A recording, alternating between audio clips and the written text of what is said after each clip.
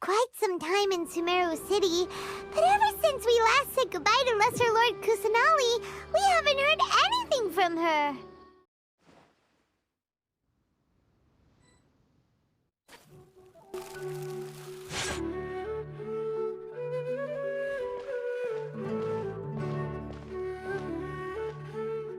And Astra Avisask. We meet again, you two.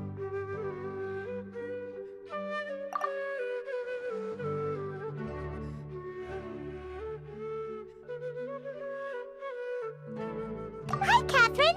Do you have any commissions for us today? Commissions, huh? Let me think. Oh, how about this? Please attend the Academia's Academic Symposium this afternoon and recite a love poem on stage. Wait, say what now? And if possible, please also use your camera to capture the reaction of the audience upon finishing the poem. Huh? What kind of commission is that?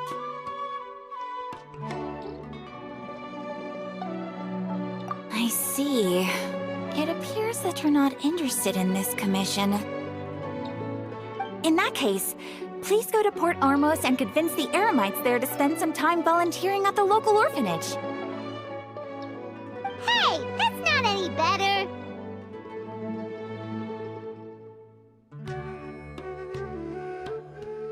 I'm sure the mercenaries will have some interesting reactions as well.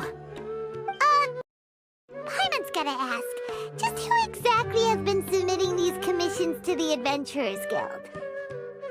Oh, the commissioner? Well, actually, I just wanted to see the two of you in action. Was it so obvious? I was hoping you would actually take one of those commissions. That kind of chance to observe humans doesn't come by often. Ah, so it's Nahida. Paimon just knew Catherine wouldn't crack those kinds of jokes. When did you get into her head?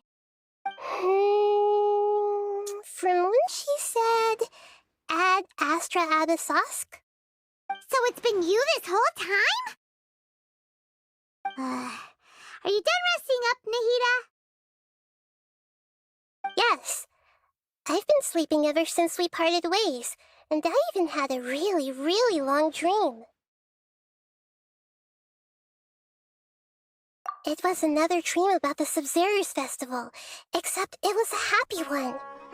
In my dream, I was sitting in the middle of a flower terrace, and everyone in Sumeru City was holding hands as they danced in circles around me.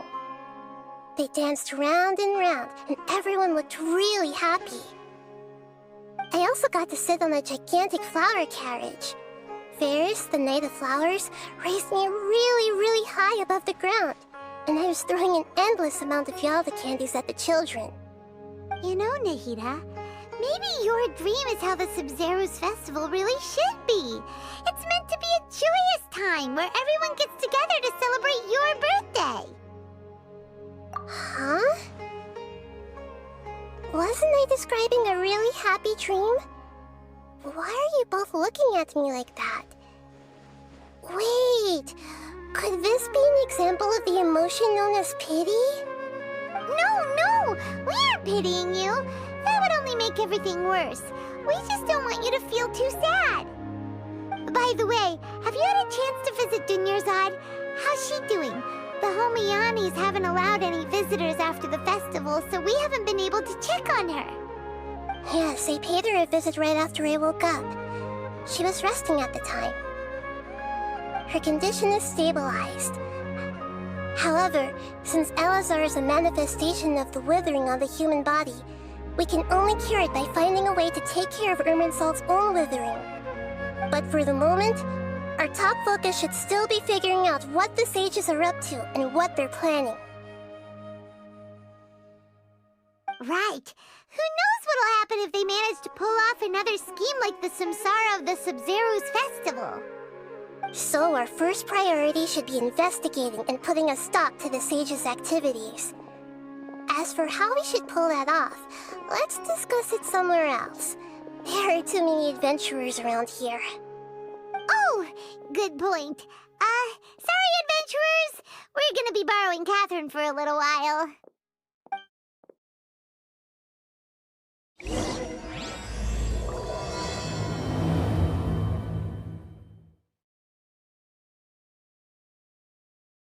It's called being a Don't you think my freelancer. craftsmanship Folks just deserves don't a get it. higher price? Let's continue our chat here. Okay, so do you have any ideas on how we can investigate the sages, Nahida? Actually, I've already done a little bit of work on that. But for now, I want to hear your thoughts.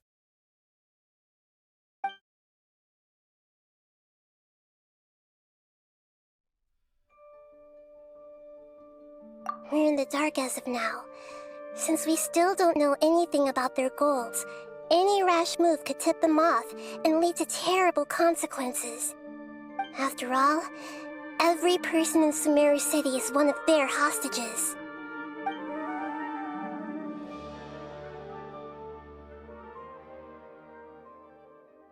No way, that's too risky. You mean it'd be too easy to get caught? No, it's not that. We shouldn't involve innocent students in this. A single mistake could completely ruin their lives. Doing that would be ignoring the safety of my people for my own selfish goals. How is that any different from what the sages are doing? That's a good point. Spoken like the god of Sumeru.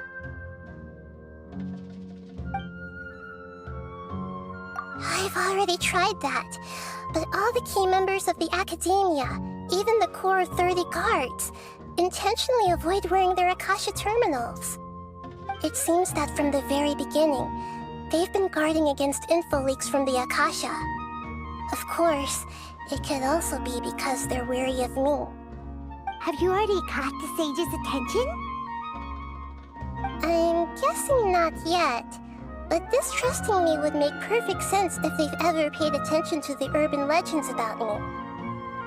In any case, I probably can't take over their minds directly.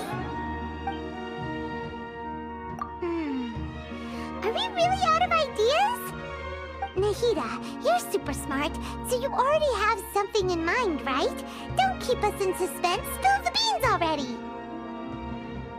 According to a popular theory from the Vahumana Darshan of the Academia, rejecting impractical motions at the beginning of a planning session will give more weight to the actual proposal.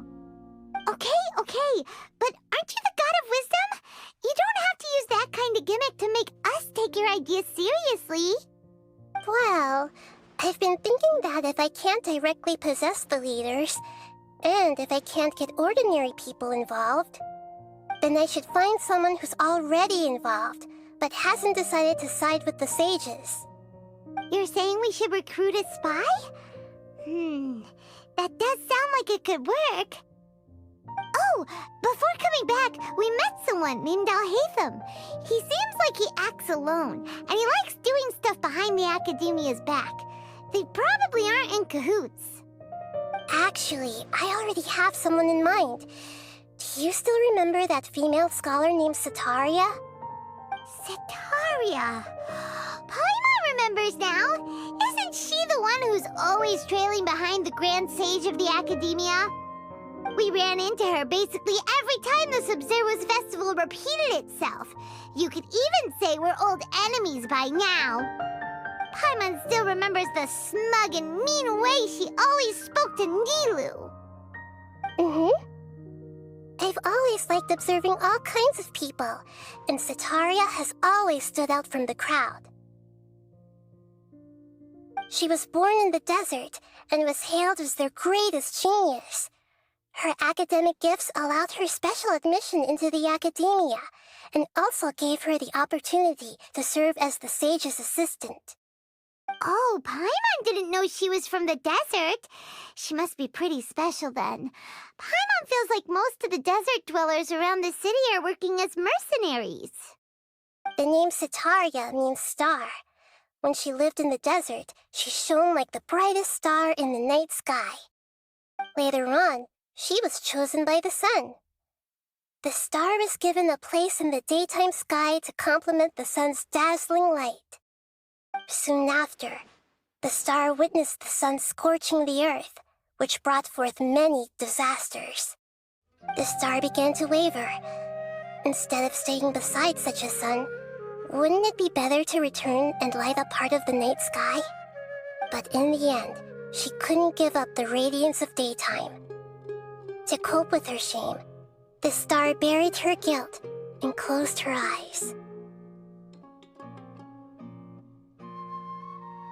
From the sound of it, Setaria's just hung up on the research opportunities here. But she doesn't really support the academia. She still feels guilty about not doing more for the desert, right? She's just running away from her problems. Indeed. When they are presented with complex moral issues, many people will simply plug their ears and go with the flow until the problem can't be fixed anymore. She's suppressing a lot of guilt, but before she realized it, she had already become the sage's accomplice. She can't deny her part in their schemes anymore. Right. We must somehow make her face her problems again. That way, not only can we get useful intel from her, but she can also use it as an opportunity to redeem herself. From my past observations, Setaria will take a day off from the academia every 10 days to do some shopping in the city. Tomorrow afternoon just happens to be a shopping day for her. That'll be our chance. To prepare, let's go check out some of her favorite spots and have a quick chat with a few of the vendors there.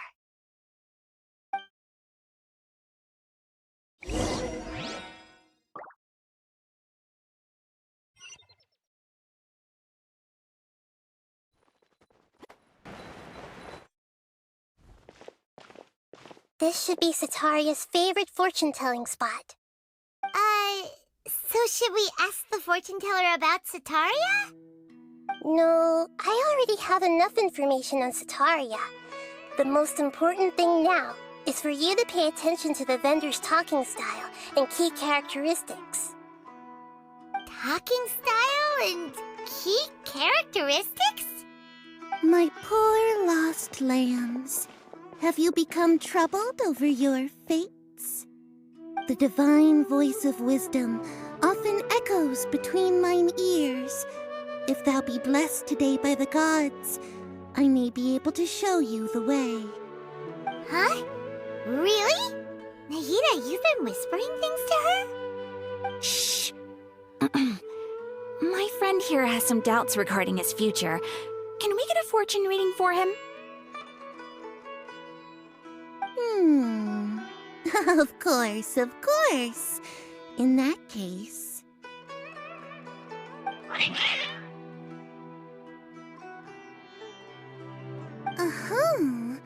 It would seem that Harut and Marut are quite wary of you.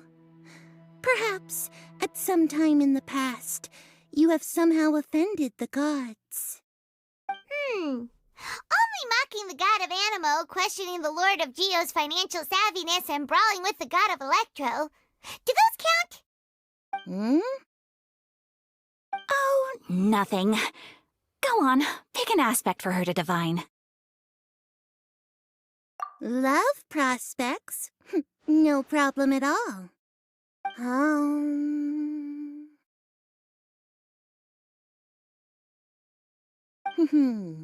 The gods have spoken.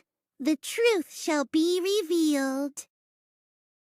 One who is fated to cross your path will appear on...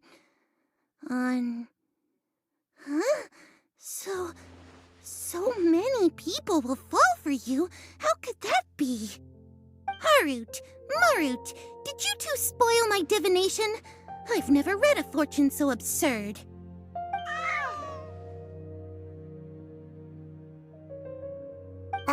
Actually, Paimon thinks this is probably the most accurate fortune-telling you've ever done. I admit that the orientation of today's celestial matrix is, suboptimal. As such, there will be no charge. Is that so? Well, that can't be helped. If you were to bring some food offerings for Harut and Marut on your next visit, perhaps they could help you reverse the wheels of fate.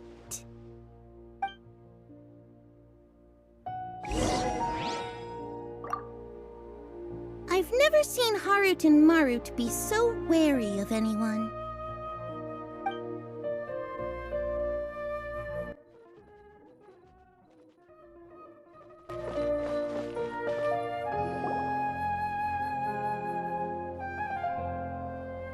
Is this another one of Sataria's favorite stalls? Yep, it belongs to a king. His father helped Sataria a lot when she first moved to Samsara City, so she still comes by whenever she has time. When I start talking with him, listen carefully to the details of our conversation. Ah, dear customers, would you like to look at some pottery? We caught wind of your great craftsmanship, so we specifically came to take a look. Oh, I recognize you. Aren't you Miss Catherine from the Adventurers Guild?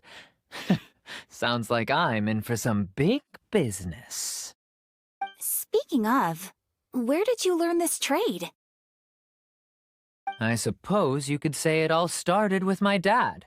He's a mason by trade, but I picked up an interest in clay while apprenticing for him.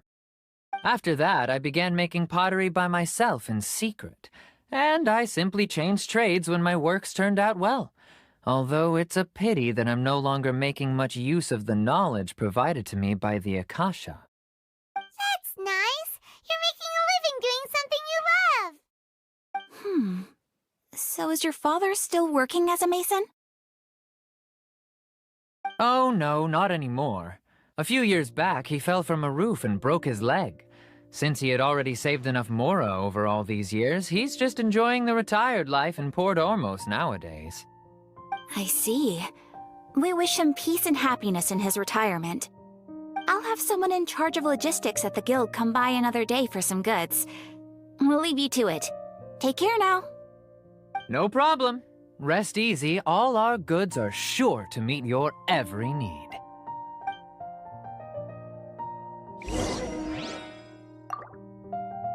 That was my first time talking with Miss Catherine. I'm sure I sounded a bit nervous.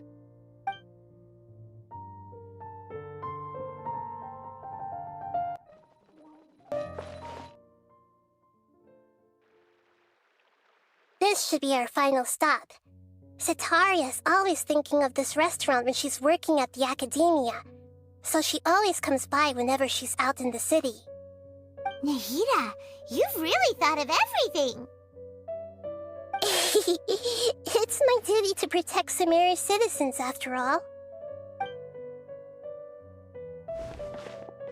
Hi there. I feel like I've seen you down by the docks before. Huh? Sorry, I don't quite remember. If I recall, you were having a discussion with someone about shipbuilding at the time. Ah, that's right! I've always been really interested in feats of marine engineering. After all, I grew up in Liyue Harbor and spent my entire childhood staring at the ships going in and out of the port. I came to Sumeru to study, but failed to make it into the academia due to my lack of talent. But I'm still discussing all kinds of problems with different scholars, and I'm continuing to study and perform research from the restaurant's basement. I'm sure I'll get into the academia after their next round of exams. What an admirable spirit for learning! Amazing! Sure, but you'll find hardworking people wherever you go. So this restaurant has a basement as well? Huh. First I've heard of it. That's right. It's not usually open to patrons. Most of the time, employees use it for breaks or to hold private events. I see. Guess that makes sense. Well, good luck with your studies, Miss Chishan. Thank you so much. As long as I can make it into the academia as an official student, I'll be happy.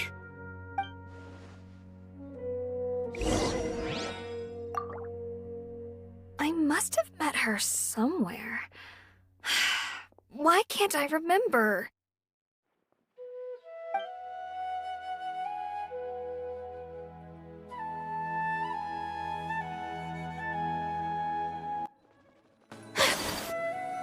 So, was that everybody? Mm-hmm. 3 familiar faces should be enough for Sataria. What's the point of all the information we've collected? Nahida, you still haven't told us how you're planning to make Sataria face her problems. Sataria is already used to avoiding her problems, so we must find a way to break through her usual sensibilities. I remember that you mentioned that the Eremites in Port Ormos are all making a fuss about the upcoming resurrection of the Scarlet King. Although it's all just a boatload of nonsense, the fate of her homeland may turn out to be Sataria's soft spot. Oh, Paimon gets it now! You want to take advantage of the guilt Sataria feels about her homeland. Although she knows she should return home to help the people of the desert, all she's done is conspire with the sages. So how do we set that up? Well, the Scarlet King is long gone, and Sataria is also too smart to fall for any simple tricks. If we simply engaged her under the guise of the Scarlet King's believers, she would definitely be wary of us, and we may not get anywhere. But if we were to borrow some of her close acquaintances to talk with her, her reaction would probably be very different. So, you mean you're going to possess those people we just talked to? Yep. Possess them through the Akasha, imply that they've already converted to the faith of the Scarlet King, and then convey our made-up will of the Scarlet King. As long as everything goes smoothly, we'll get through to Sataria for sure. She'll never guess that we had anything to do with it. So that's how you're going to use all the info we collected on these people. It's so that you won't slip up and break form. Possessing them will only work if you can manage to pass off as them. Exactly. So, best of luck with impersonating them. Huh? Best of luck? But we don't know how to possess anyone. That's no problem at all. I'll just share all their senses with you once I've possessed them. As long as you're also wearing an Akasha terminal, the effect will basically be as if you've possessed them yourself. Huh. That is pretty convenient. But why does he have to do this? Can't you do it yourself? Although I've been observing humans for a while, I've never been good at imitating them. You're not wrong. It's always been painfully obvious whenever you try to pass as Catherine. If it was at all possible, I would have preferred to leave these people alone. But seeing how things are now, I probably should just accept it and push on. Yeah, don't beat yourself up over it. We're only doing this to help everyone, and we'll only be borrowing them for a little while anyway. Alright, then let's give it a go tomorrow afternoon.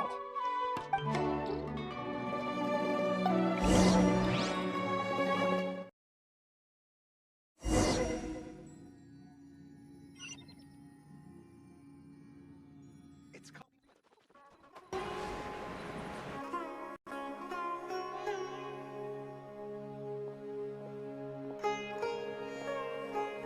Oh, here she comes. Sataria's here.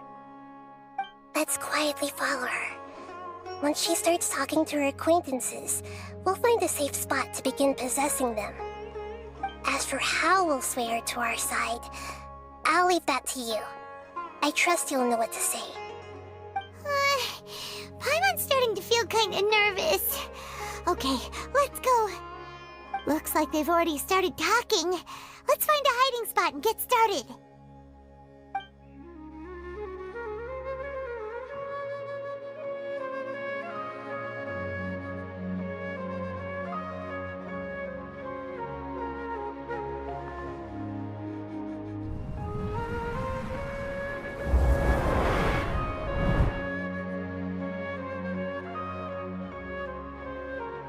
That's right. You really can't force anything when it comes to love.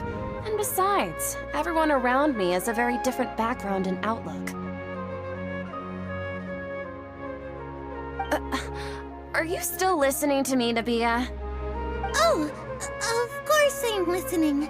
You were talking about troubles with your love life, right? I heard everything you said.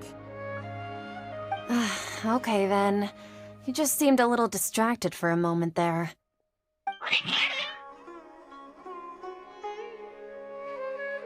Strange. Your cats seem pretty worked up. Is something wrong? I always thought they were quiet, happy kitties. Oh, what are their names again? Are you sure? Those aren't ringing a bell for some reason. Well, actually they have many names. Which names I use depends on my mood. Huh, I see. I imagine that must be hard for the kitties, too. So, which fortune do you want me to read for you today? You must have come for another echo of the divine voice of wisdom. I'd like to get another reading on my love prospects, but to be perfectly honest with you, I feel like I've been a real mess recently. A mess? Well, could you do a reading on how long it'll take me to finish my current project at work? I really just want to get it over with. I hear you. No problem at all. The gods will reveal the truth.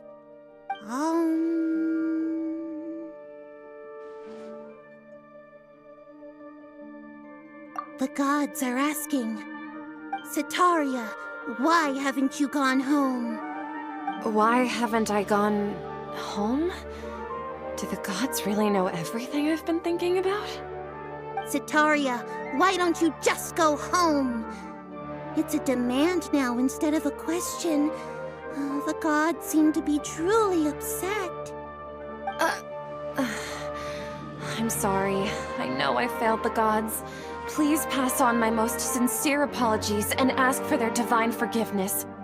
And, if I may ask, Nabia, is there a specific god who's speaking to you right now?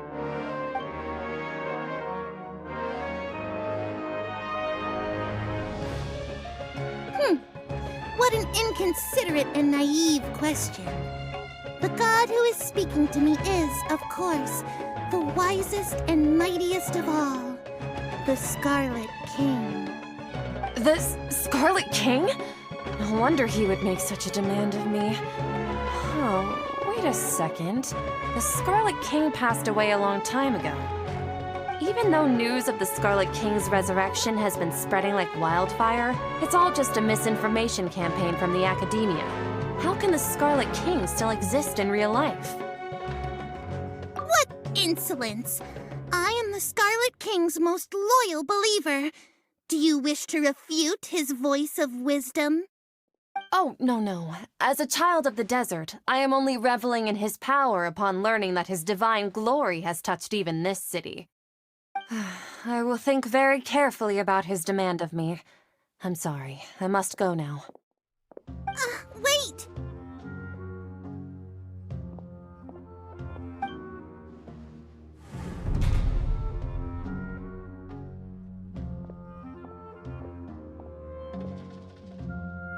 Oh, she just ran off in a hurry. She looked pretty upset, too. Well done. Setaria didn't seem to suspect anything amiss. To have something she's been trying desperately to avoid show up out of nowhere and berate her, that must have shaken her to the core. Aw, Nahida, it seems like you understand human emotions really well after all. All I know are some abstract Harvard-taught theories. And in any case, my time with you has shown a lot of them to be utterly useless. I'm still trying to make sense of everything. Anyway, enough of that. Let's hurry and catch up to Setaria. She's out of games now, right on cue. Let's get ready to possess him right away!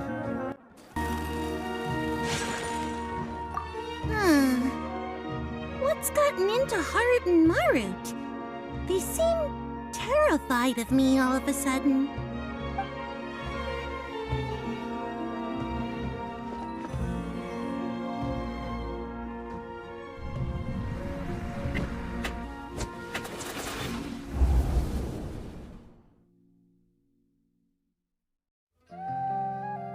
It's okay. I just got caught up in something. Oh, actually, didn't you ask me to help you look for work? What kind of work were you looking for again? Gardening? But don't you hate everything to do with plants? I still remember getting mad at you for secretly throwing away the bonsai that I gave you as a present. You see, a friend told me that the secret to self-improvement is to work on things you're not so good at. Fair enough. I didn't think that was something you would consider. Speaking of, how's he doing? Is he feeling any better? Oh, that's good to hear. I have been thinking a lot about him. If I could get some more time off, I'd love to pay him a visit. Actually, while we're talking about him, is he still living in Port Ormos? Yeah, he's been retired there for a while. If you could find the time, please write him a letter. Please pass on that recently, faith in the Scarlet King has taken root in Port Ormos and has begun to spread across Sumeru. He has a quick temper and has always been a devout follower of the Dendro Archon. I don't want him to get into a fight with those Scarlet King believers because of a difference in beliefs. Oh? So who are you siding with in all of this? The Academia or the Scarlet King? I'm so jealous of you. You were born a child of the desert, yet you chose to betray the Scarlet King, and now you spend all your time with those crooks from the Academia. Akeem, you don't mean you've also become a believer of the Scarlet King? What's so strange about becoming a believer of the wise Scarlet King? In fact, aren't you the strange one? The one who still can't pick a side? Can't pick a side? Me? Whoa! Paimon had no idea you'd be so good at this! You really zeroed in on the issue and put it right in front of her. It might feel a bit overwhelming for Sataria. But once everything is over, I'll be sure to pay her a visit to her mind and explain everything. Anyway, let's keep going.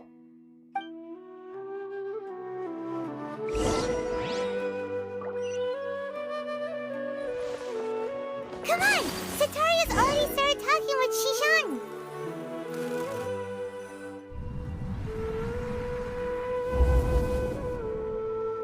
So, Shishan, have you noticed anything weird in the city lately? Like, as if someone was trying to preach to you about something?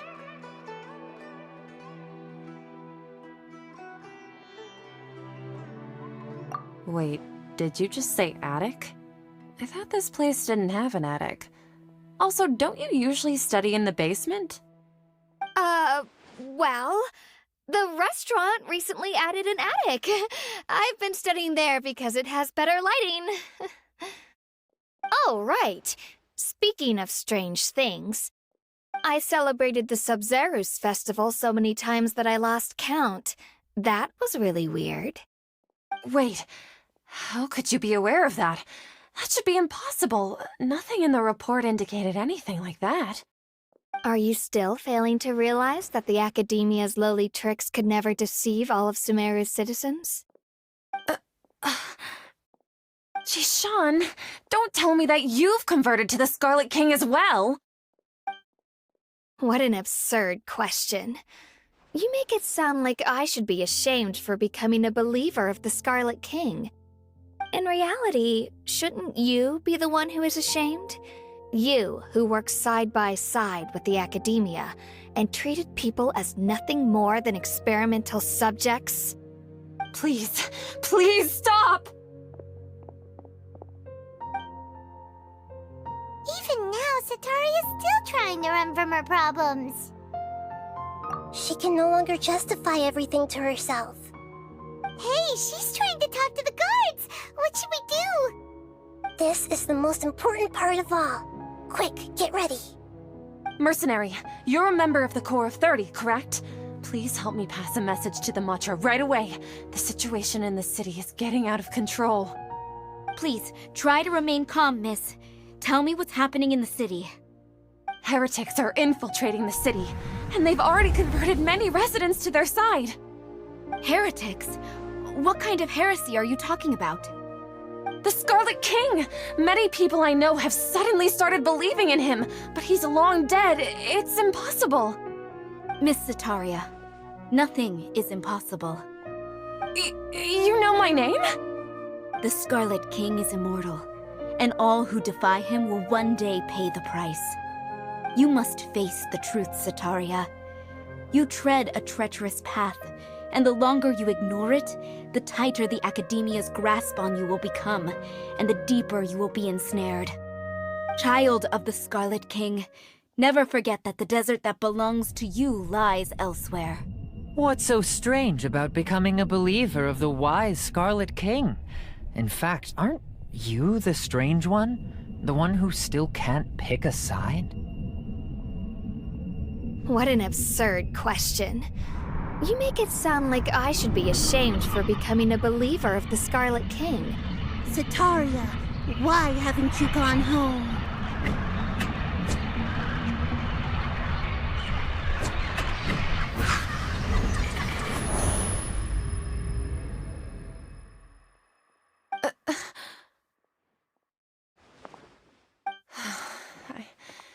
It seems that no matter where I run, I only keep finding more believers of the Scarlet King. I have to say, this is a familiar feeling. I've also been running from my guilt this whole time. Guilt over my part in the Sage's plans, and from ignoring the letters from the children of my homeland. But no matter how much I may try to ignore or get rid of it, my guilt always comes back. You won't necessarily lose your research opportunities by facing the truth. Besides, did you really want to conduct your research while carrying such heavy feelings of guilt? How do you know me so well? Are you truly just a believer of the Scarlet King? Or are you the god himself? That's not important. The important thing is to pass judgment on the Academia and its sages, and to correct their mistakes.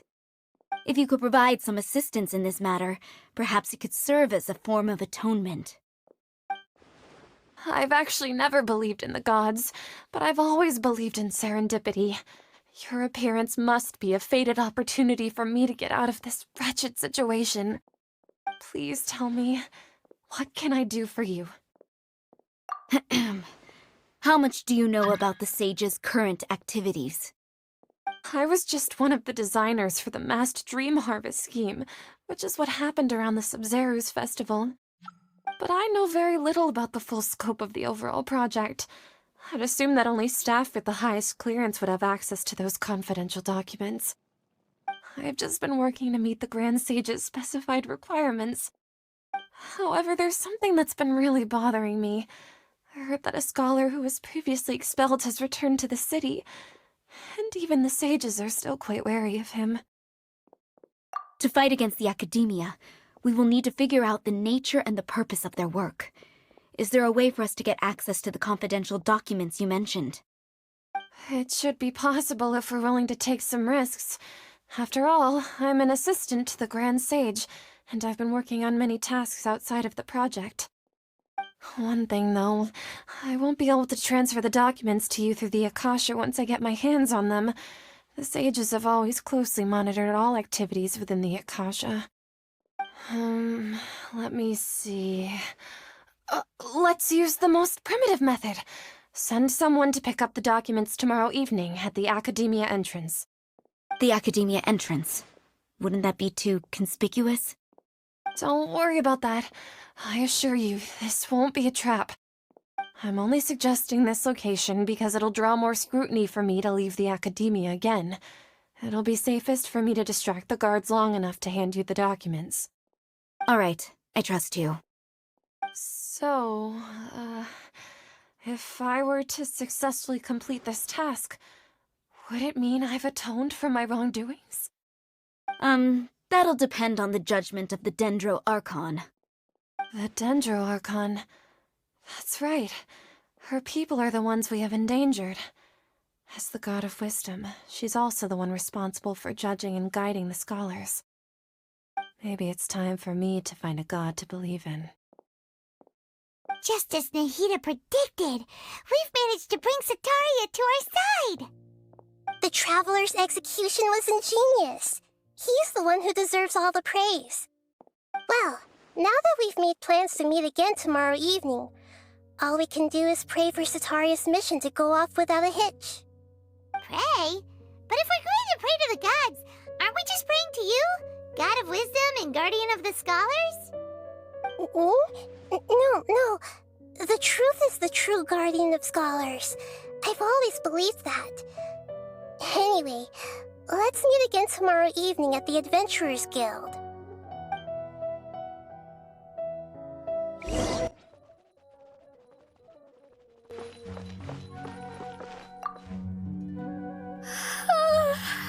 I seem to have dozed off just now. Maybe I studied way too late last night? Oh, I'm sorry. Can I help you with anything?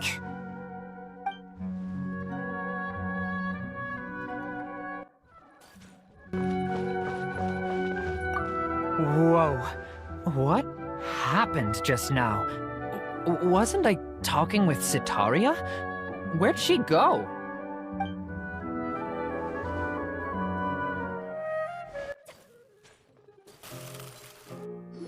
Catherine, we're here! Oh, you are the other Catherine, right? That's right. I suppose I'm the other Catherine in your mind. Shh!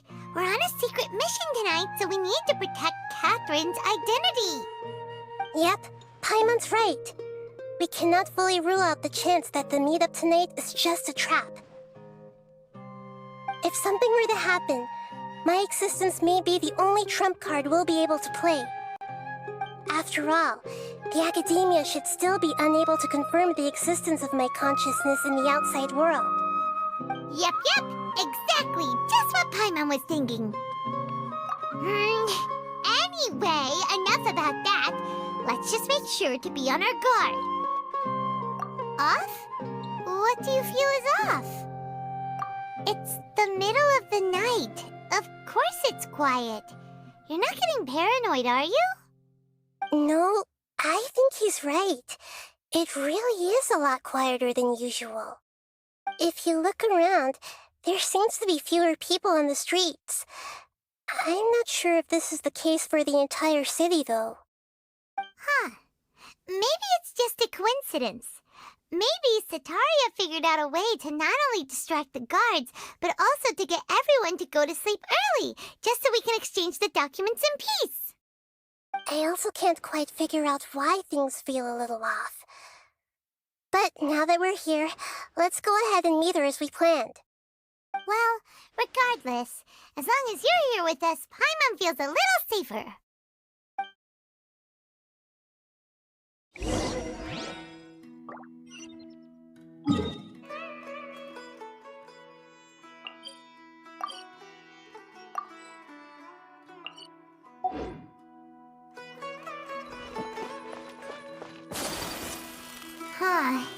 There really aren't many people out right now.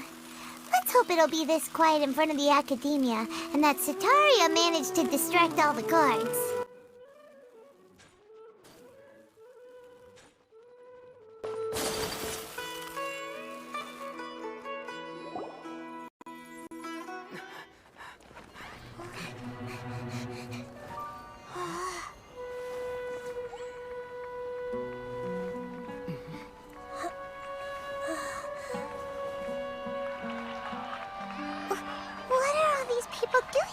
This hour of the night.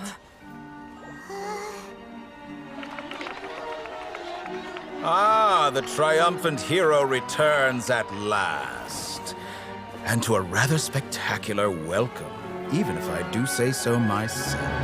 You're the outcast, expelled from the Academia. Indeed I am.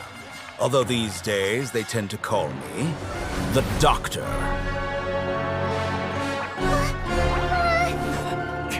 If you're looking for your researcher friend, she has already been taken into confinement.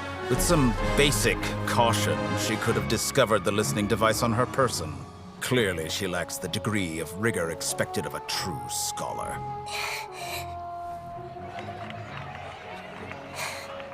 The people of Sumeru City. What have you done to them? I simply made some minor adjustments to their Akasha terminals. Now they can deposit information directly into the subconscious. As you can see, all these lovely people now believe this traveler is a hero who has just saved the world. My experiment is a success. And now it seems they can no longer hold back their sheer adoration. Oh no, what should we do? These are all just regular people. Leave now. You need to get out of here. But that guy's a Fatui Harbinger. We can't just leave you here. Nor can I abandon the people of Sumeru.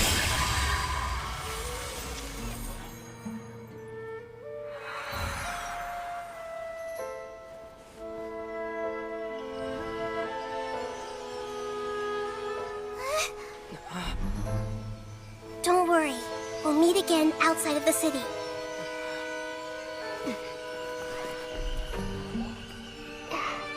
I see.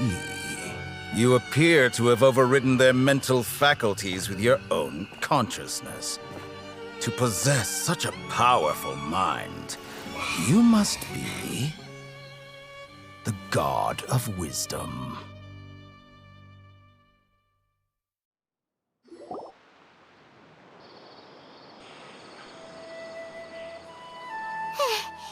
This should be far enough. Whew. Paimon needs to catch her breath first. Is Nahida going to be okay? We only made it out because of her.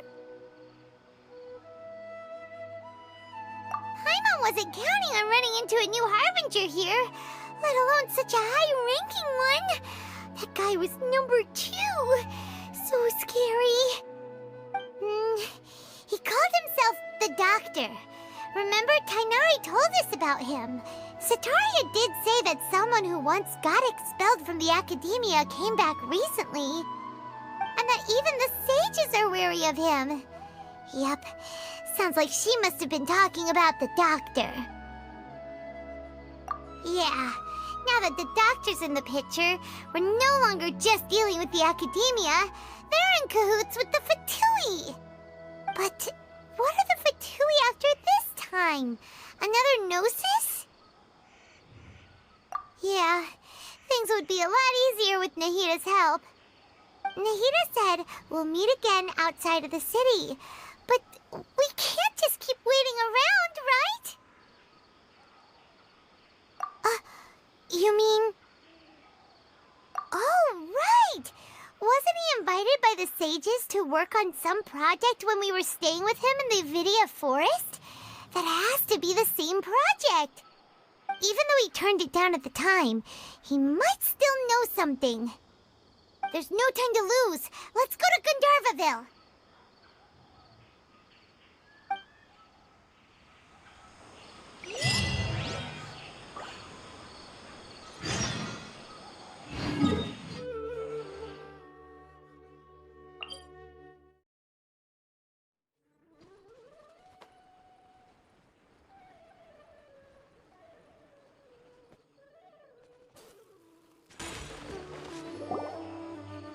Hold it right there. A blonde-haired traveler and a floating fairy. We've got you, all right. Take a look around. You've fallen right into our trap. Are you mercenaries from the Corps of 30? Did you come here to arrest us? Corps of 30? We're nothing like those government lapdogs who don't even get scraps for their work.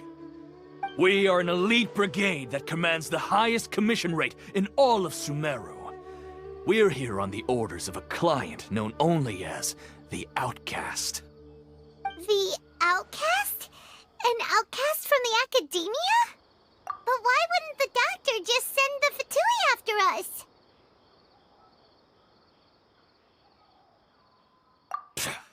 Still wasting time on idle chit-chat. We'll shut you up soon enough. Get them! You're up, Traveler! Just following along. My apologies! It isn't over yet! Here comes reinforcements! Yeah, take flight! That was pretty rough. Is that what elite mercenaries are like? Yeah, looks like we'll have to keep our guards up. But this doctor guy seems like a pretty tough opponent. He knew exactly where to set up an ambush. Did he predict that we would try to find Tighnari? Going up against smart people is tough. Anyway, let's keep going.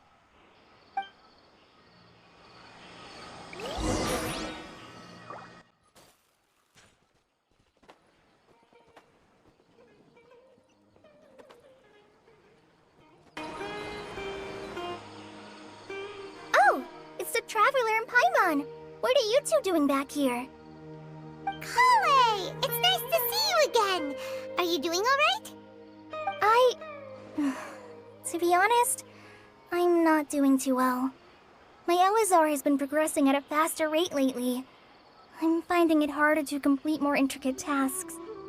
As a result, Master Tighnari is taking me off the patrol schedule. He will only allow me to stay here and coordinate other people's tasks. Oh, Kale. Speaking of Tighnari, did he go off on patrol? We're here to talk to him.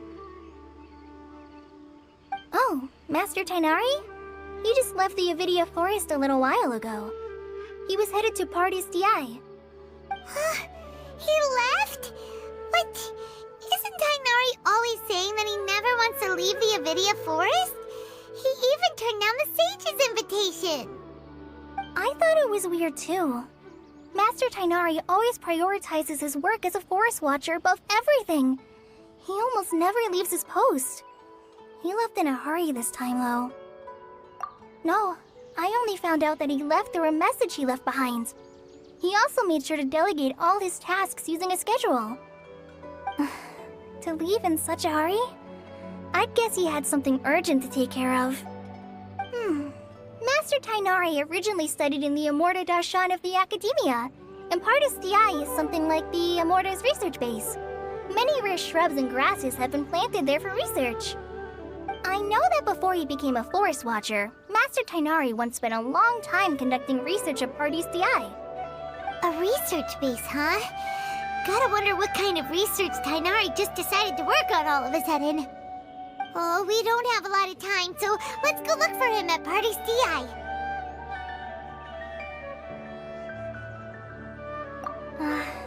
Don't worry, I'm fine. I'm used to living with Elazar by now. If you run into Master Tighnari, please send him my regards.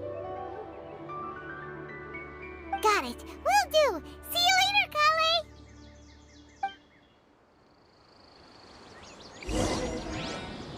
I had already made up my mind, to be honest with you, so I didn't try to hide my current condition. Don't worry about me. I'll be fine.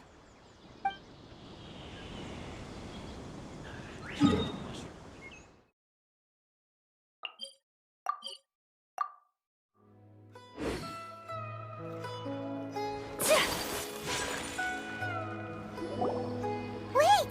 Look who it is!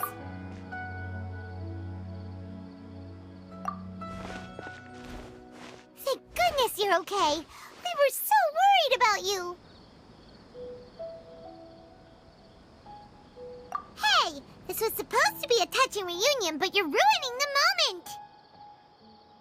Actually, it's very smart of the Traveler to be wary of me right now. After all, the Doctor has shown that his technology can apparently even control human minds. Plus, it's not like you could have known what happened after we split up and I was facing the Doctor by myself. Even a pool of stagnant water after a torrential storm can occasionally pass as a patch of sky. Paimon feels like only the real Nahida could come up with such an obscure analogy. Huh? But I wasn't trying to win your trust or anything. All I wanted was to clarify my point. Well, we understand that point now. Please, Nahida, tell us more about what happened. Are those poor people all right? When you left, I was still in the middle of restoring everyone's minds. Thankfully, when the doctor mentioned depositing information into the subconscious, he didn't mean engraving information into their minds. Instead, he did something closer to creating hallucinations. That was still within my power to fix. Luckily, I managed to finish my restorations and mind jump away from him just as he was about to capture me. Whew. What a relief. The doctor sure pulled out some hidden cards, but good thing we had Nahida with us. I wouldn't be relieved just yet.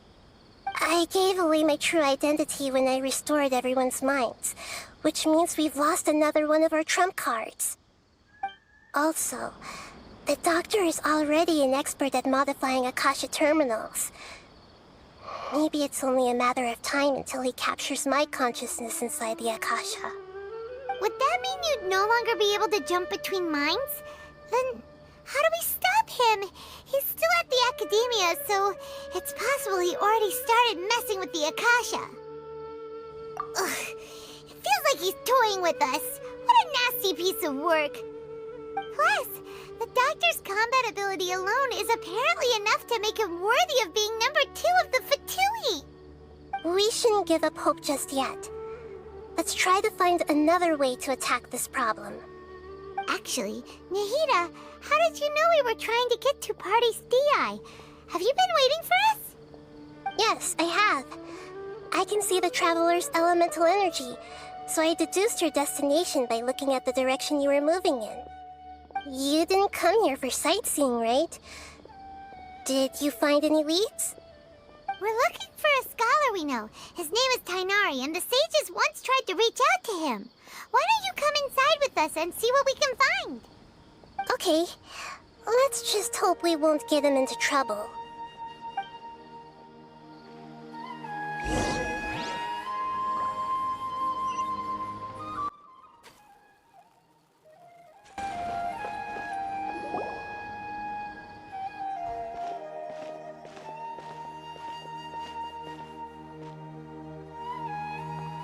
Traveler?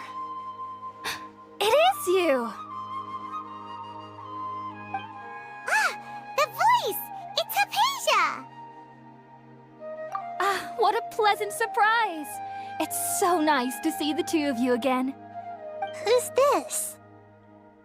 She's a scholar we met in the Avidia Forest. When we last saw each other, she was still training in the... what's it called? Satyavada life? Oh, I see. That's right, we're old friends. You've come at just the right time. Ever since I've come here, hardly anyone has even talked to me. Hypatia, you're way too excited about this. Actually, for you to leave the Avidia Forest means... you're not in training anymore? Wait, no. Did you already finish your training and reach Pariporna life? What do you think? My consciousness has already managed to make contact with the divine. You did it! Congratulations! It's so exhilarating to share this sublime joy with others at long last! When my consciousness made contact with the gods. Ah, what a supreme and unparalleled experience that was! That sounds incredible!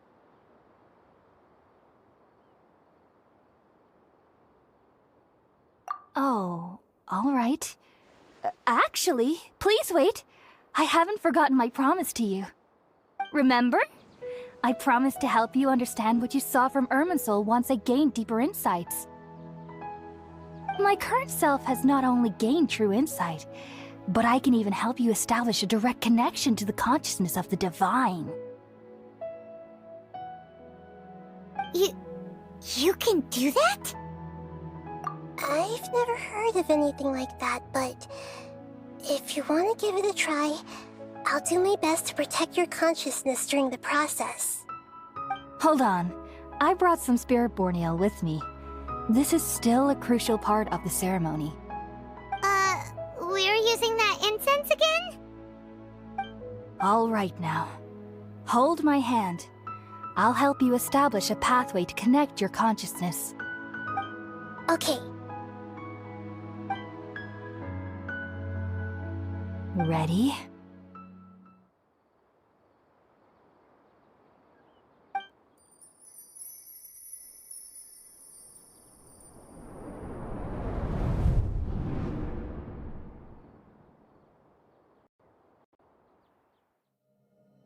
It took 3 betrayals for me to finally understand. The world is just an elaborate tapestry of lies. My fury will never be quelled. The first to betray me was a god. My creator. My mother. Valuing strength above all, she saw no worth in me and I was discarded. The second was a human. My family. My friend. Consumed by fear, he saw me as an abomination. The third was one exactly like me. A hope for the future. A fledgling barely out of the nest. Powerless before his mortality, he broke his promise to me. Humans, they can't be trusted. And the gods fill me with pure loathing. So I said good riddance. I denounce the world and laugh in its face. My chest will never again be defiled by worldly filth. I will scrub away every last trace of human emotion.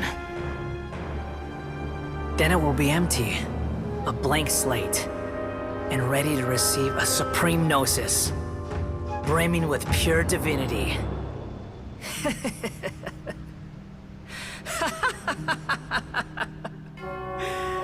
There is no need to fear. The pain will be brief. Your era is coming to an end.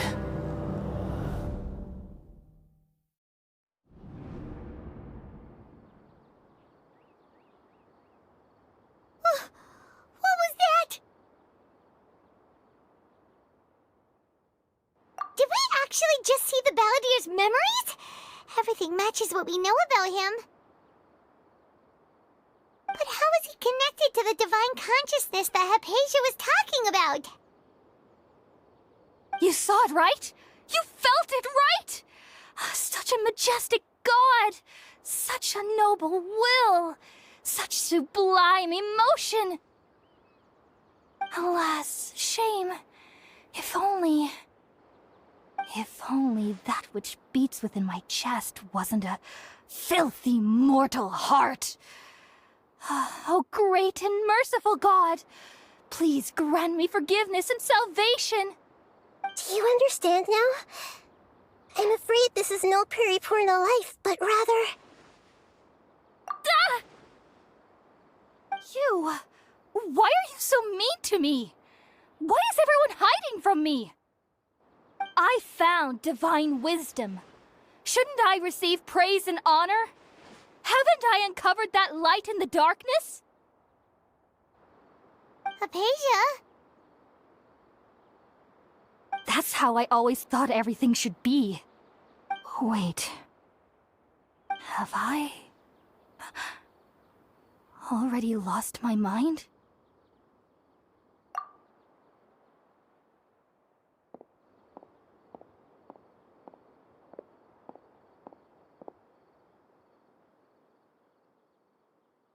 Wait, something isn't right.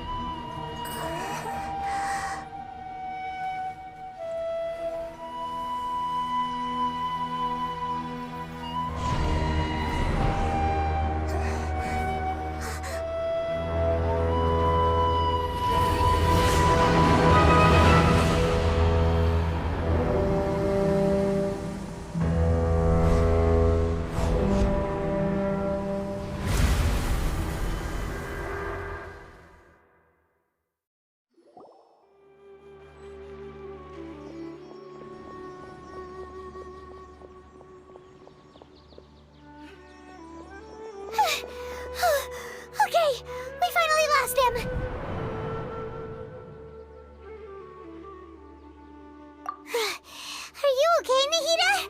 Wait, no. Something feels different. You're back! Oh, the Traveler's back? Nahida was controlling your body for a while. It seemed like she jumped over to you as an emergency measure right before the Catherine puppet was destroyed. After that, Kainari heard the commotion and came over. He helped us defeat the mercenaries and then he ran with us all the way here.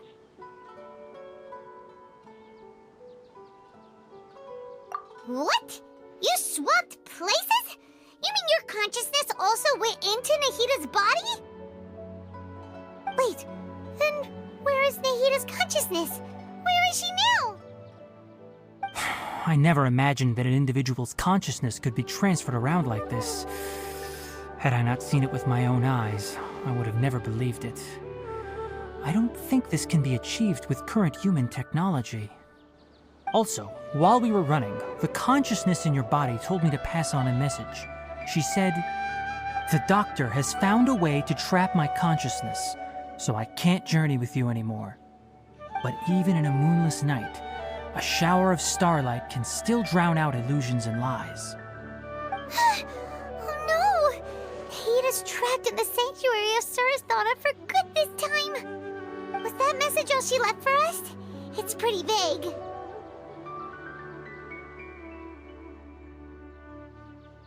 Oh, that makes sense. Since the doctor captured her, she won't be able to say anything without him knowing. She's being extra careful. Even in a moonless night, a shower of starlight can still drown out illusions and lies. Huh. Paimon knows the moon illusions and lies are from the alchemical divination at the Sabzeruz Festival. Didn't Nahida use a starlight analogy before? It had something to do with Sataria.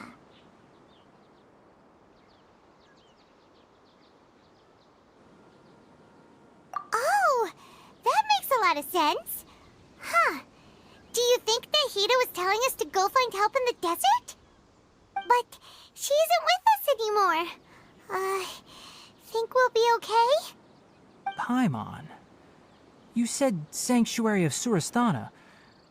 Does this mean that this Nahida you're talking about, the consciousness who was occupying the Traveler's body, is the Dendro Archon?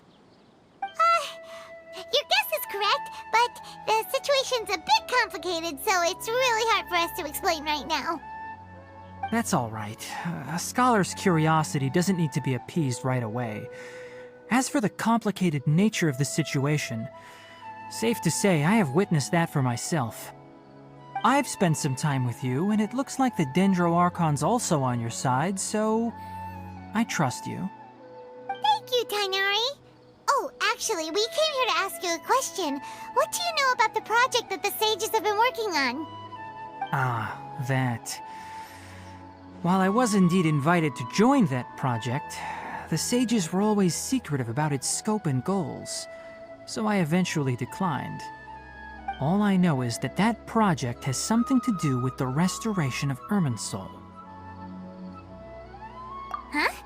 Did you see something when you were in Nahida's body?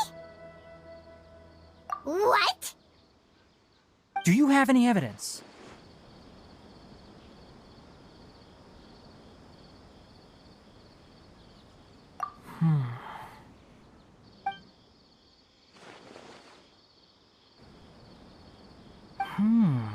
So that's what happened. That explains why Hypatia's symptoms were different from those of the other scholars who went mad. It's because she made contact with the consciousness of a new god who is still in the process of being born. Tainari, did you leave the Avidia Forest because of Hypatia? I did. I noticed Hypatia's mental anomalies, but since her symptoms were rather atypical, I secretly took her to Paradis Dii and began searching for a way to return her to her normal self. If I didn't take action, Hypatia would have already been taken by the Matra to the desert, doomed to a life of exile at Aru village. Now that you mention it, I knew the Academia has never thought particularly highly of Lesser Lord Kusanali, but I still didn't expect them to do something as arrogant as creating a new god. Looks like I made the right decision by not accepting their invitation. The Doctor and the Balladeer. We have 2 Fatui Harbingers in Sumeru. Sounds like we're in for a bad time. From your description, I don't think they've completed their project. There may still be room for us to intervene. But then, what is the connection between creating a new god and restoring Irminsul? Yeah, it feels like we're still nowhere close to figuring out the sage's goals. Right, we've pretty much gone over everything we need to know, so we should head out. How about you, Tighnari? What are you going to do? I'll stay here for now. I still want to try a few more things to help Hypatia. If you're planning to go into the desert, start by heading for Caravan Rabat. That'll be your fastest route. Come find me here if there's anything else I can do to help. May the spirit of wisdom go with you. Thanks, Tighnari. Hopefully Hypatia will feel better soon. We're off then.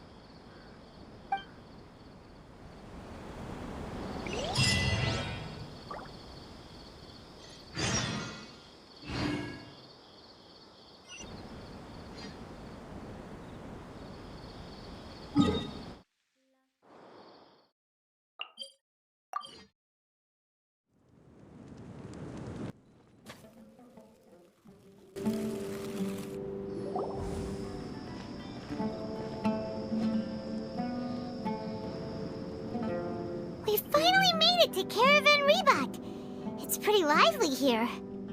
So, just past this wall is the desert, huh? Oh, wow.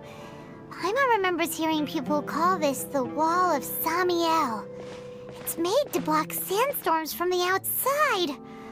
Oh, if it's this tall, it's gotta be the divine work of Greater Lord Rukkhadevata, right?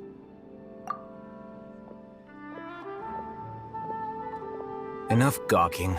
Come on, follow me. Huh? Over here.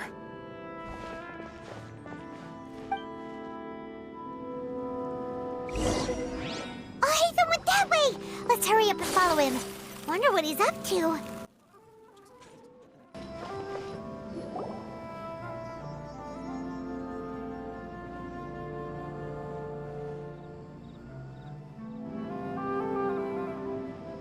What the... Where did he go? How did we lose him? They were just here a second ago. More Eremite mercenaries? Who are they working for this time? Anyway, Traveler, it seems like we were being followed again. You were too careless. You should have noticed those hopeless amateurs trailing you a long time ago.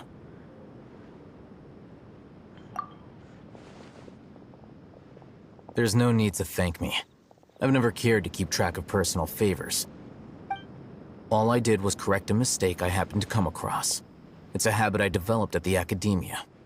You really gave Paimon a scare, Al-Haytham.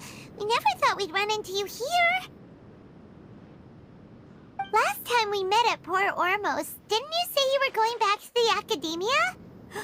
Wait, don't tell Paimon that you're here to take us back on their orders! Oh, so you've already landed yourselves on the Academia's hit list. I can't say that I didn't expect it. However, had I wished to turn you over to the Academia, don't you think you'd already be the Eremites' honored guests by now?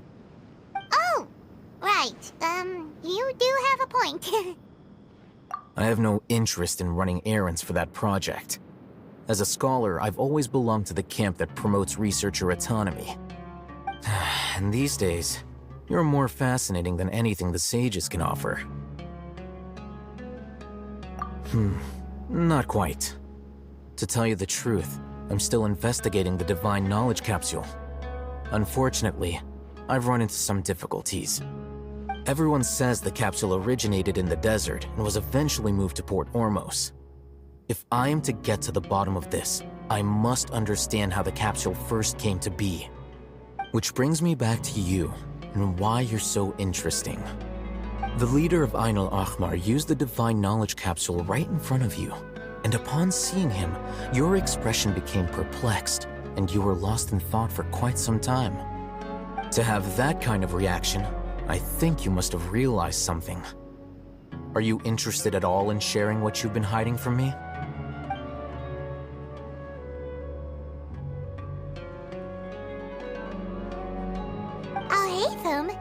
You really have a ridiculous eye for detail. What kind of person even notices or remembers stuff like that? So that's your answer. Well, I do work for the Academia after all. So considering that, it is indeed wise to keep your cards close to your chest. But that does prove you do have some undisclosed information about the Divine Knowledge Capsule. Am I right? No matter. Rather than simply learning the answers from you, I'd still prefer to investigate on my own. Speaking of, you two are also headed to the desert? That's right! We have the same plan as you! But we don't really have any concrete goals at the moment. Then I'd suggest starting with Aru Village. It's the largest settlement in the desert, so it'll probably have more resources and intel than anywhere else. Well, would you like to head there together? It's always better to travel with someone you know. Let's go!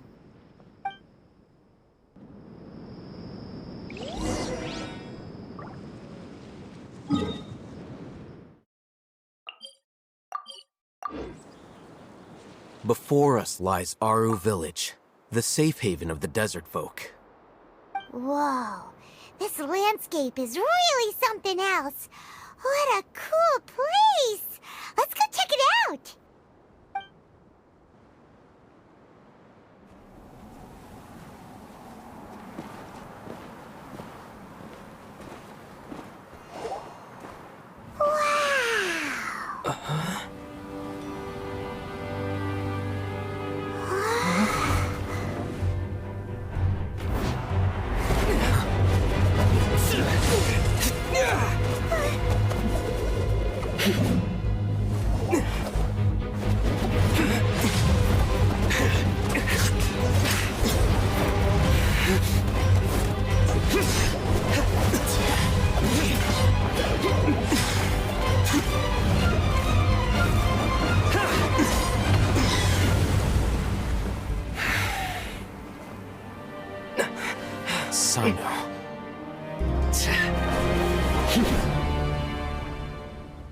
Unless my memory fails me, we have barely spoken 2 words to each other before now at the Academia.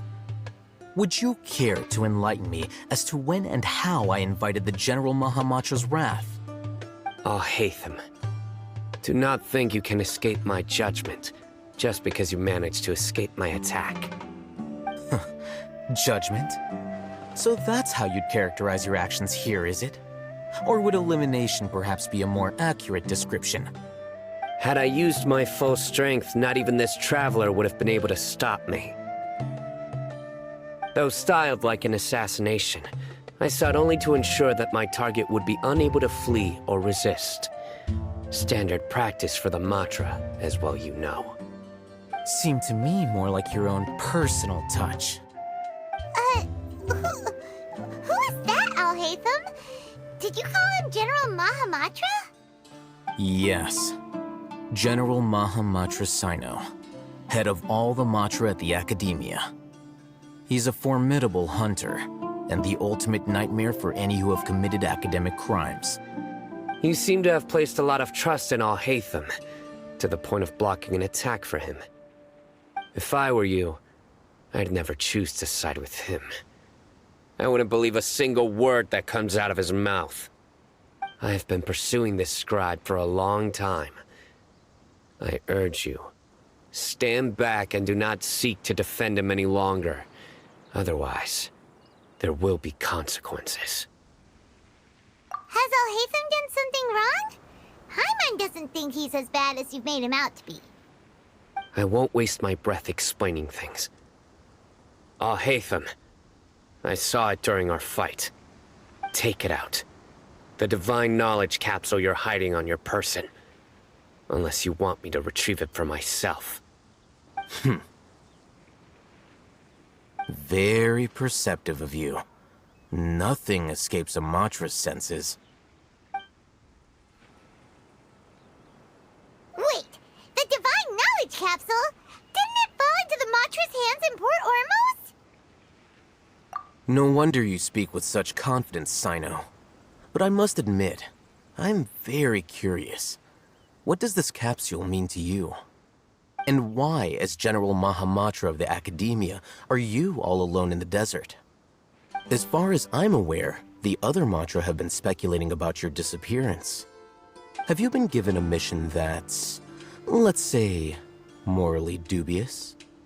If I was the real target of your mission, what was stopping you from simply using your authority and resources to judge me within the walls of the Academia?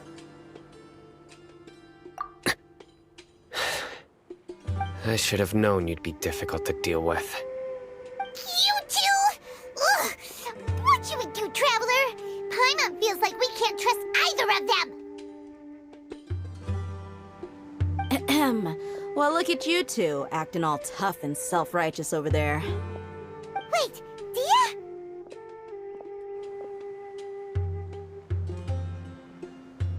Great! Finally, someone that we can trust! You gotta help us out here, otherwise these two are gonna start fighting again! Yeah, sure looks that way. Two giants from the Academia duking it out once and for all. Not something you get to see every day, that's for sure. Listen, I know you academic types love to fill up your big brains with self-righteous morality and lord your empty rules and virtues over each other. But how dare you bring your petty disputes into the safe haven of Aru Village? It seems like someone's gonna have to beat some sense into your thick skulls until you finally learn to respect these grounds.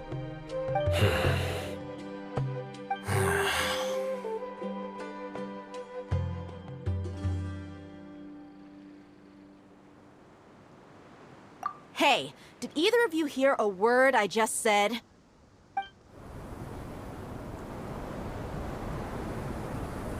Whoa, what's going on? The wind's so strong! Is this a sandstorm? Paimon's gonna get blown away! Another sandstorm? What's up with these recently? Hey! All of you, over here, quickly! We have to take cover! Someone's calling for us! Oh, this wind is too strong! Let's get over there! That sounded like Candace. Come on, you two. Jeez, are all of you Academia folks such hard work? Move it! All right, stop yelling.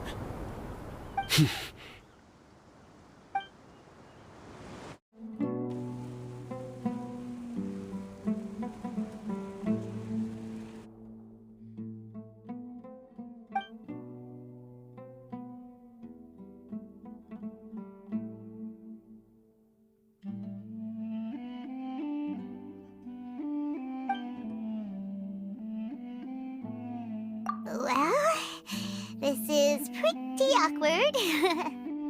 Hey, wanna play sardines with three people who wanna tear each other limb from limb? Sure, why not? Sounds fun. The air is so thick and heavy. Paimon can hardly keep floating anymore. My sincere apologies, everyone. This is the home of our village chief. I will have to ask you to make do with this small room until the sandstorm dies down. Please, let me introduce myself. I am Candace, protector of Aru Village. Our savior has come at last! Nice to meet you, Candace. The name's Paimon. Thank you so much for helping us. There's no need to thank me. It's only right to help each other when the weather gets rough. Wow, she's so gentle and caring, like a nice older sister. Unlike those guys over there. All right. Now that we're all better acquainted, we should return to the topic at hand. As a guardian charged with the responsibility to protect my fellow villagers from harm, I was observing your conflict from afar, even before the sandstorm started. And now that you have set foot within our village itself, it is all the more my responsibility to make absolutely sure that you pose no threat whatsoever to us. So please, have an honest and sincere conversation with one another, and put your hostile feelings to rest. If anyone dares to start anything again while they are under this roof, I will not hesitate to send them out for some quality time with the creatures of the sandstorm. Oh, on second thought, Paimon may have misjudged Candace's character. And that goes for you too, Miss Dia. Do I make myself clear? All right, we got it, Candace. That's what I like to hear. So, which of you will begin? I was supposed to be a mediator, but I might have gotten a little too involved just now. Anyway, one of those two should probably start talking. Wait, that was you trying to be a mediator? I have nothing to hide, so there's no shame in explaining myself. While Al-Haytham wasn't wrong about the other Matra not knowing my whereabouts, it's not because I've been assigned a morally dubious mission. Rather, I've chosen to exile myself. Huh? Exile yourself? A little while ago, I discovered that there was data missing in the Academia's project planning and development files. What little they did report clearly did not match the project's actual progress.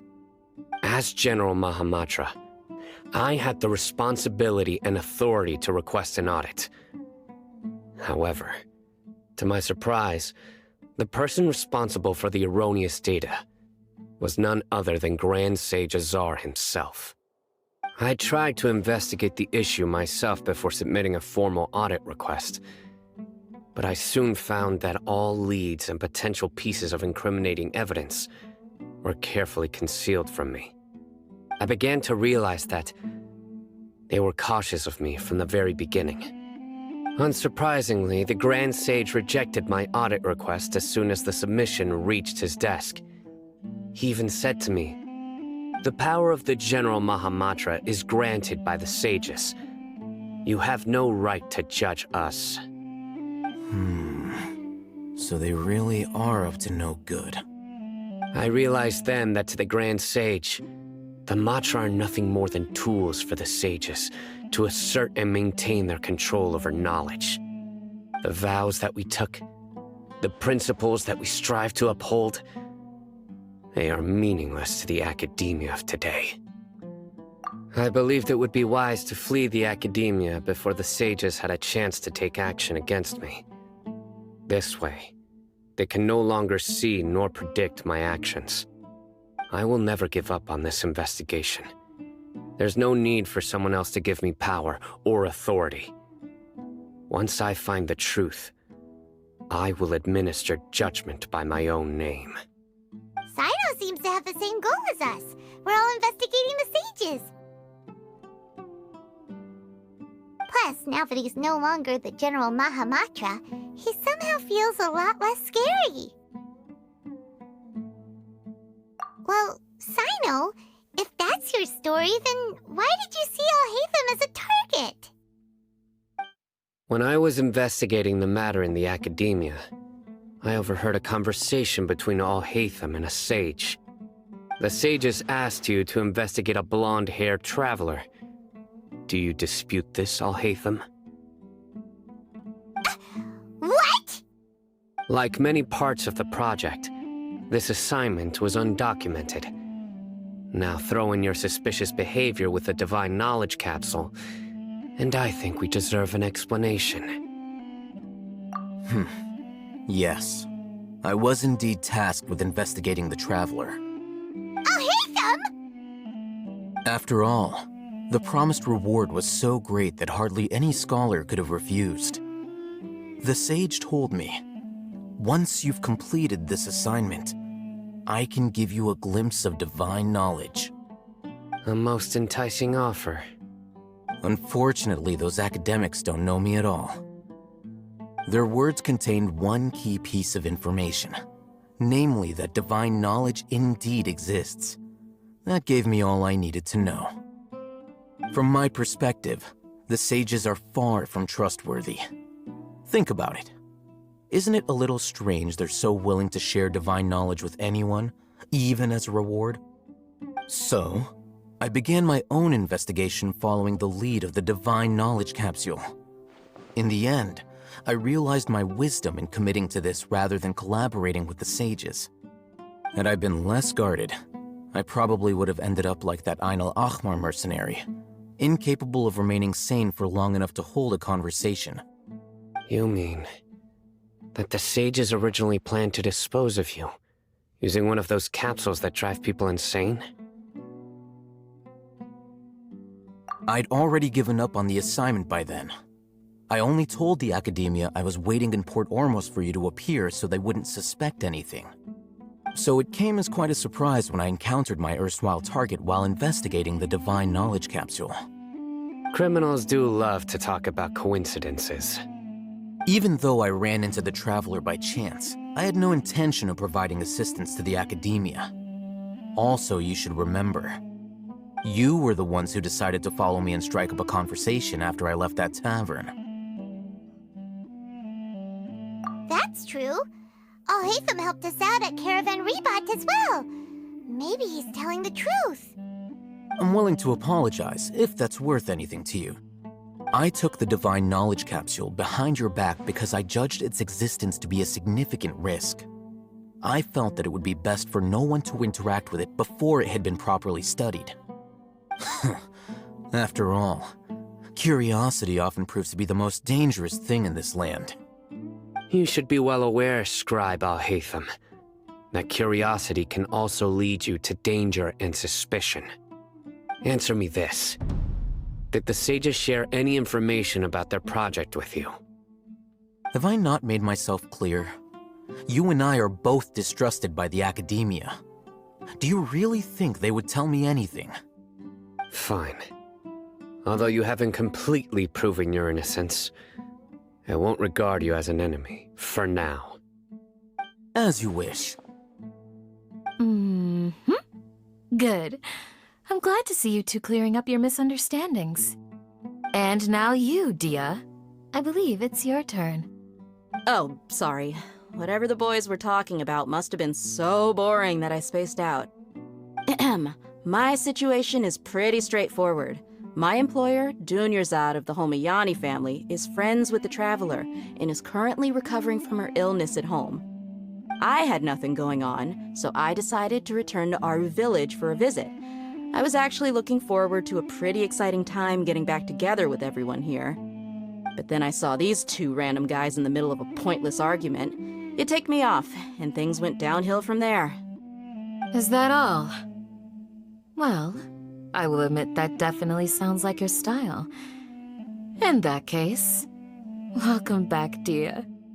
That's more like it. I missed you all so much, Candace.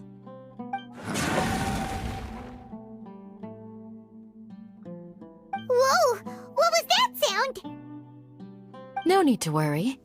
Now that you're no longer at each other's throats, please make yourselves at home. I'll take a quick trip outside to clear out some of those creatures in the sandstorm. Creatures? In the sandstorm?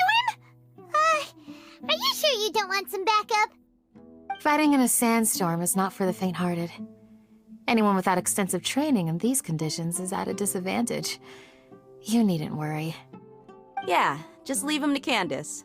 Don't worry, she's as tough as they come.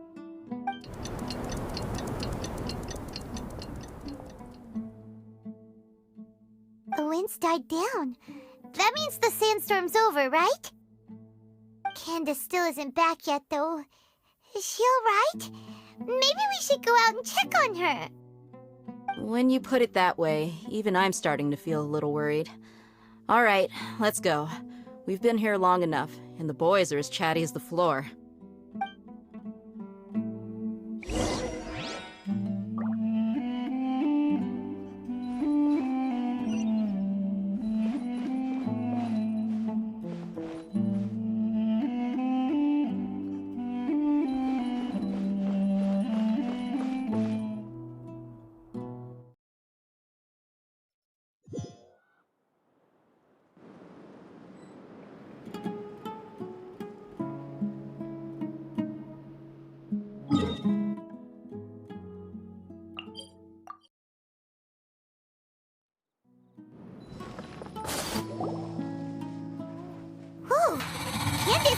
fighting? You've been out here dealing with these creatures the entire time? Yes. They just keep coming in waves. I've lost count of how many I've defeated. Before I realized it, even the sandstorm had stopped. Ah! Here comes another wave! Leave this round to us. I got interrupted earlier, but now I have something to take my anger out on. It's been quite a while since I've seen the Flame Mane in action. I'll leave these to you then. I'll be sure to put on a good show. Let's go!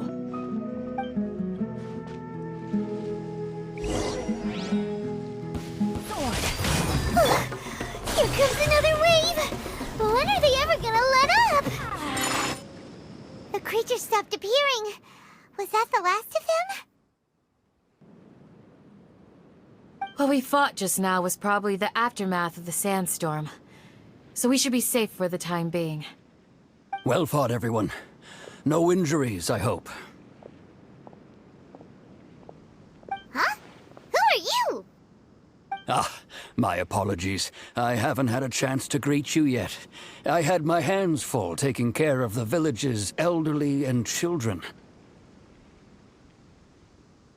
I am the chief of Aru village.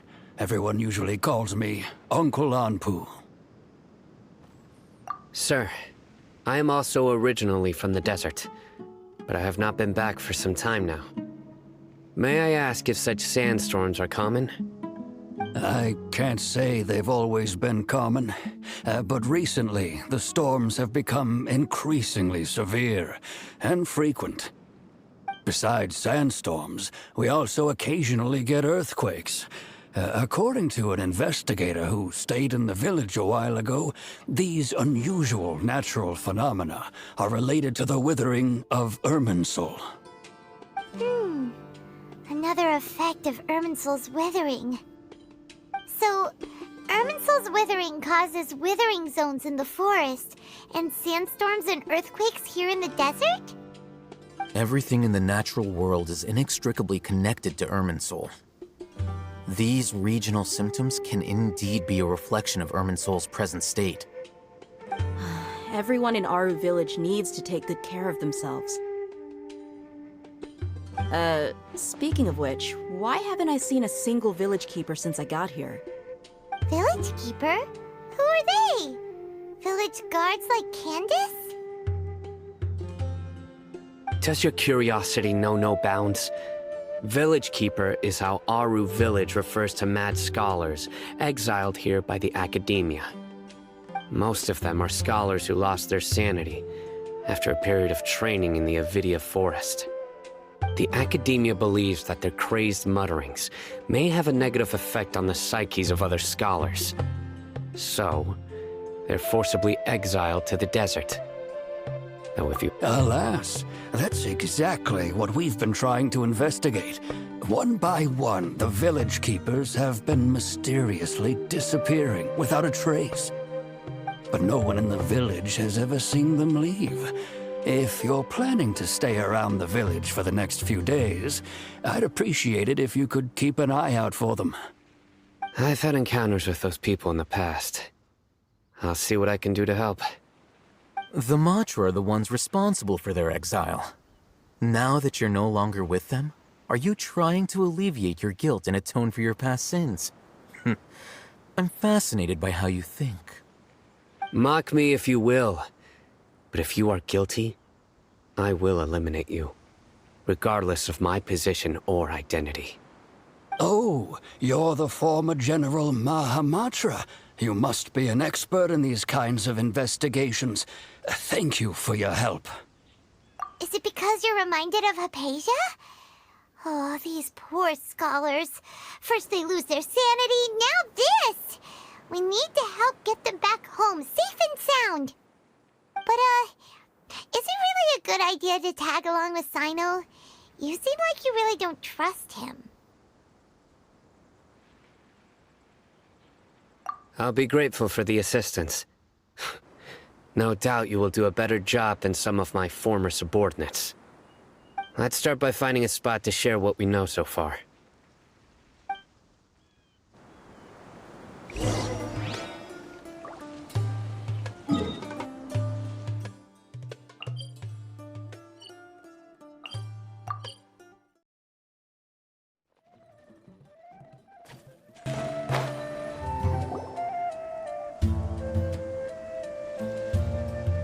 Although I've sent myself into exile, I'm still doing essentially the same things as before. Do you still have any questions for me before we start our investigation? One of my former subordinates told me that this title has its origins in a strange incident. The Academia has long exiled mad scholars to Aru Village. A mysterious phenomenon exists here. When mad scholars first arrive, they are as incoherent and deranged as before. But after spending some time here, they invariably begin to calm down. Initially, the people of Aru Village greatly resented having to take in the mad scholars. But a strange incident one night changed that. Aru Village was struck by the strongest earthquake in living memory. Seeing buildings on the verge of collapse all around him, the then chief of the village was preparing to take everyone to safety. Suddenly, he noticed a mad scholar crouching in a corner, caressing the ground with his hands. A soft, green light radiated from him, like a divine glow against the backdrop of night. Despite the powerful tremors that ripped through the ground that night, all the houses remained upright, almost as if they had grown roots reaching deep into the ground. In the end, not a single building collapsed, and no one was hurt. After that, the people of Aru Village treated the mad scholars with greater kindness, and began to refer to them as the village keepers. A soft green light? A mad scholar protecting Aru Village? What do you make of it, Traveler? Paimon thinks so too. Actually, Sino, do you know if any of the mad scholars continued to wear their Akasha terminals at Aru Village? In theory, they would continue wearing them so the Academia could still monitor their activities. With that said, the main Akasha system would no longer have any interaction with them. Oh, no wonder! Everything makes sense then! Add in the fact that they calmed down, it was probably Nahida who calmed them. If you are able to draw a conclusion from this one story alone, then it appears you possess much more information than I do. So, what do you make of the story?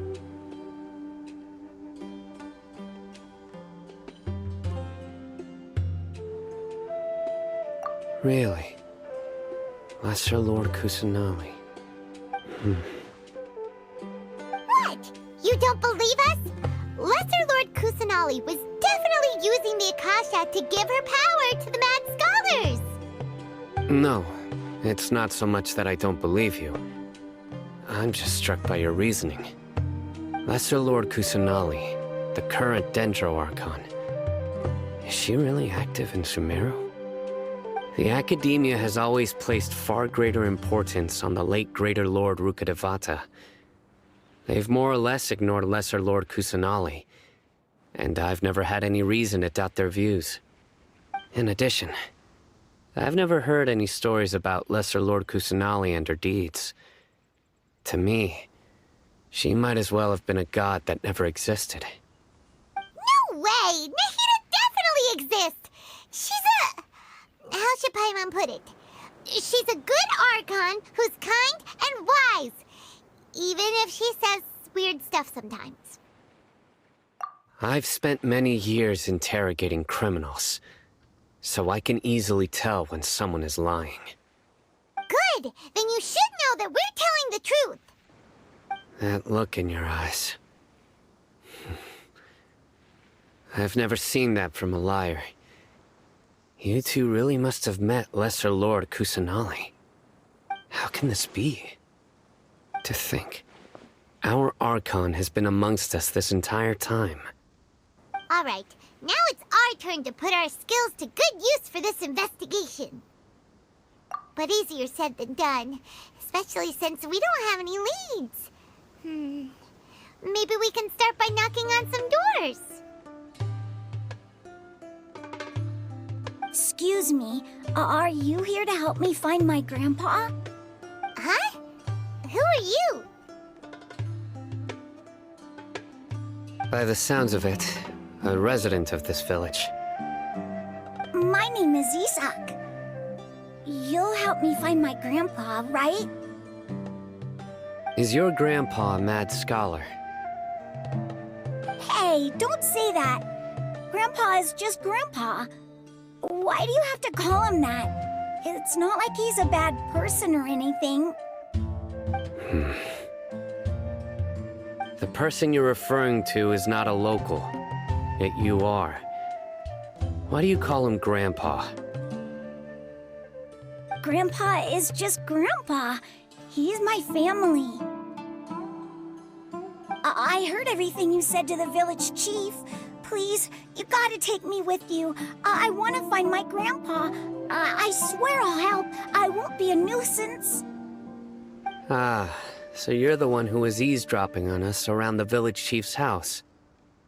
I was planning to go out and take care of whoever it was, but I had a vague feeling that they didn't harbor any ill intent. Whoa. Hatham wasn't kidding about Matra having sharp senses. Sino, he's just a kid. All he wants is to find his grandpa. Let's find a way to help him. Sorry. I was only listening in because I wanted to know where Grandpa went. Honest. If you don't believe me, you can ask Miss Candace. All right. But first, let's confirm the facts with Candace.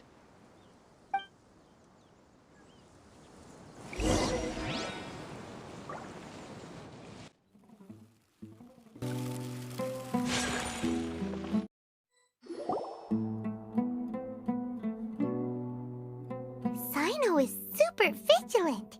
Is this what all the Matra are like? Ah, you're back already. We just wanted to confirm something with you. Do you know a boy by the name of Isak? I had a feeling he'd go looking for you. Huh? You knew this would happen? Yes. Although he tried his best to stay hidden, I still noticed him eavesdropping outside the window. He really wants to get his grandfather back. Isak's parents were both Aramite mercenaries who rarely returned to the village after finding employment in the city. He was raised by his grandfather. Unfortunately, it was only a few years before his grandpa passed away. Isak was still very young at the time, so various families in the village took turns caring for him so he could survive. Later, an elderly mad scholar arrived at the village. Isak thought the scholar bore a striking resemblance to his grandfather, and thus often spied on the man. However, the scholar was unkempt in appearance and incoherent in speech. Although Isak referred to the man as his grandpa, he was afraid and didn't dare to approach him. One summer night, the oft mumbling and bumbling grandpa suddenly calmed down and seemed to become more lucid. He even noticed Isak hiding in the distance. So Grandpa walked up to Isak and patted him on the head. He even took Isak to the entrance of the village, where he patiently taught the boy the names of the stars, and accompanied Isak until he fell asleep. The next morning, Isak woke up and wanted to go find his grandpa again, only to realize his grandpa no longer recognized him. However, even so, Grandpa retained his calm expression. It's said that those who saw the scholar claimed he no longer appeared to be crazy, but appeared to be living in his own world, almost as if he were sleepwalking. Isak was thrilled that his grandpa was able to find peace, and would follow him all the time, asking him things like, "Grandpa, want me to take you somewhere fun?" Or, "Grandpa, could you tell me stories about the stars again?" All this somehow just makes Paimon feel really sad. It seems like they both deserve so much better. Perhaps. Nearly everyone who lives in the desert has some form of hardship or regret. But even so, we must still continue on with our lives. It's also my reason for fighting. I must continue to protect this land.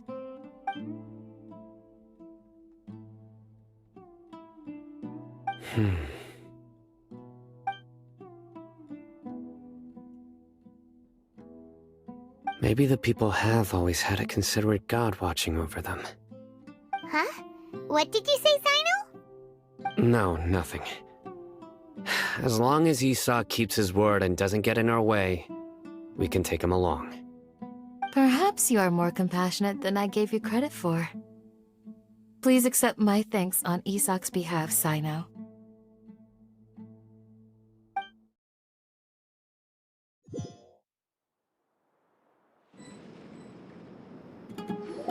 Hey, Isak! Oh, it's you guys! We've cleared everything up. Let's go find your grandpa. Really? Wow! Thank you so much! Yeah! All right. Let's ask the local residents some questions first.